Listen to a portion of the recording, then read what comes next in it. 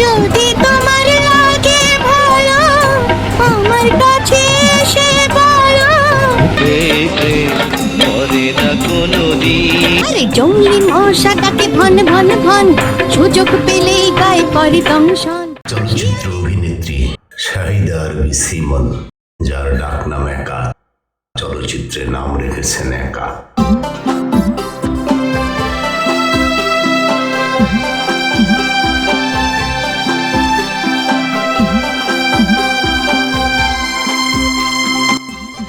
চিত্রনায়িকা একার চলচ্চিত্র কেরিয়ার সম্পর্কে, তার জীবনে ঘটে যাওয়া নানাবিধ ঘটনা প্রবাহ নিয়ে হাজির হয়েছি বন্ধুরা। আমি মুক্তল হোসেন মুক্তি। ভালো লাগলে সাবস্ক্রাইব করবেন, শেয়ার করবেন, লাইক করবেন এবং গঠনমূলক মন্তব্য করবেন। মনের আগুন দেব আমি নিভাইয়া। 90 দশকের জনপ্রিয় ঢাকাই সিনেমার নায়িকা একা, শাহিদা আরবি সিমন একা। কর্মজীবন ও খ্যাতির চূড়া থেকে ছিটকে পড়ে একাকী ও কঠিন বাস্তবতার মুখোমুখি হয়েছেন। তেজি ও ধর এর মতো ব্যবসা সফল সিনেমার এই তারকা পর্দার আড়ালে যাওয়ার পর ব্যক্তিগত জীবন, আইনি জটিলতা এবং নানা নেতিবাচক বিতর্কে জড়িয়ে পড়েন। আসলে তারাই করে গন্ডগোল। তবু তোর আরে তবু তোরা ভাঙা পড়িস শাড়িরই আঁচলে রে। চলচ্চিত্র জীবন ও জনপ্রিয়তা। 1997 সালে রাখাল রাজা সিনেমার মাধ্যমে তার চলচ্চিত্রে অভিষেক। 1999 সালে কাজী হায়াতের পরিচালনায় মান্নার বিপরীতে তেজি সিনেমা তাকে ব্যাপক পরিচিতি এনে দেয়। 30টিরও বেশি চলচ্চিত্র সফল অভিনয় করেছিলেন একা। প্রেম যমুনায় অথই জল নাই কিনারা নাই রে তোর। পতন ও ব্যক্তিগত সংকট। চলচ্চিত্র অঙ্গন থেকে দীর্ঘ অনুপস্থিতি, বিভিন্ন ব্যক্তিগত সামাজিক বিতর্কে নাম আসা, আইনি সমস্যা এবং কর্মজীবন পরবর্তী সময়ে একাকী ও বিপর্যস্ত জীবনযাপন। 90 দশকের জনপ্রিয় অভিনেত্রী একা 1997 সালে ঢাকায় চলচ্চিত্রে যাত্রা শুরু হয় তার। কিন্তু চিত্রনায়ক মান্নার মৃত্যুর পর চলচ্চিত্র থেকে অন্তরালে চলে যান তিনি।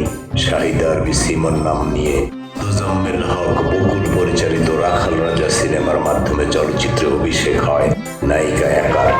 প্রেম যমুনায় অথই জল নাই কিনারা নাই রে তোর।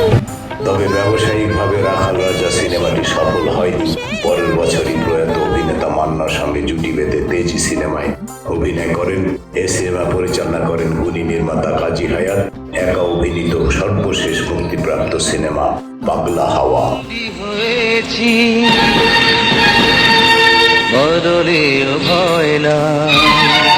কাজী হায়াত পরিচালিত এ সিনেমা মুক্তি পায় 2012 সালে।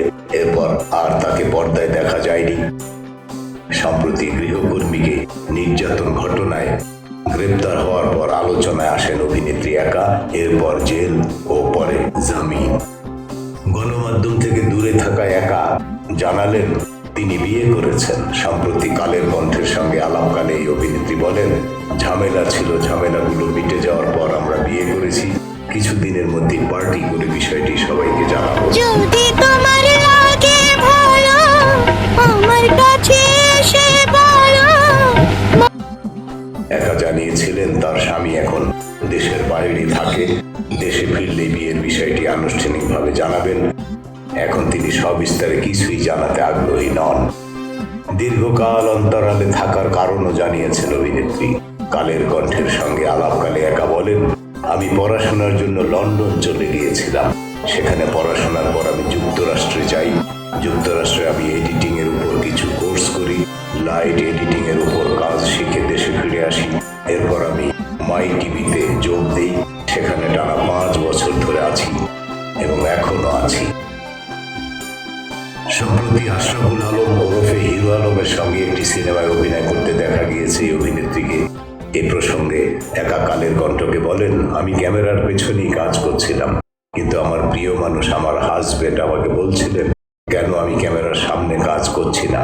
তার কথাতেই আমি ক্যামেরার সামনে এসেছি। এখন নিয়মিত কাজ করব। আরে জঙ্গলি মশা ডাকে ভন ভন ভন, সুযোগ পেলেই গায়ে করে দংশন। নায়ক মান্নার সঙ্গে তেজি সিনেমার মতো হিট সিনেমা উপহার দেওয়া নায়িকা হিরো আলমের সঙ্গে অভিনয় করছেন।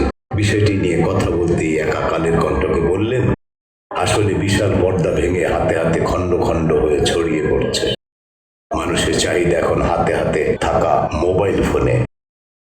হয়তো বড় পর্দায় কাজ করছি, কিন্তু সেটা তো খণ্ড খণ্ড হয়ে মানুষের হাতে হাতে ছড়িয়ে পড়বে। সময়ের কারণে আমি হিরো আলমের সঙ্গেও কাজ করছি। সে অভিনেতা, তাকে আমি ছোট করে দেখছি না, সে মোবাইলে জনপ্রিয়। অভিনয় চাকরি ছাড়াও একা সিনেমা পরিচালনা নিয়েও এখন ব্যস্ত সময় কাটাচ্ছেন বলে জানালেন। ধন্যবাদ বন্ধুরা।